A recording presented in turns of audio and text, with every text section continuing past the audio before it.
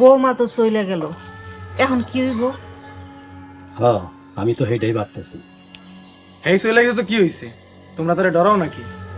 কারণ বৌমা চেয়ারম্যানের মায়া। তাছাড়া এই বাড়ি, চাষের জমি সবই তো চেয়ারম্যানের দেওয়া। চেয়ারম্যান নিজের স্বার্থের লাগে এসব দিছে, যাতে তার 3 ব্যক্তি মায়েরে আমরা মাইনা নিই। আস্তে কবা যান, এইসব কথা চেয়ারম্যান সাহেবের কানে গেলে। কানে গেলে কি হইব? আমি ডরাই নাকি তারে? এভাবে কইতে নেই বাজান, কারণ চেয়ারম্যান তো তোর শ্বশুর লাগে। আমি তো তার শ্বশুর বানাতে চাই নাই। সে নিজে ষড়যন্ত্র করে তার মায়েরে আমার ঘাড়ে উঠাইছে। মাথা ঠান্ডা করবা যান। চেয়ারম্যান সাহেব যেমন খারাপ করছে তেমন ভালাও করছে।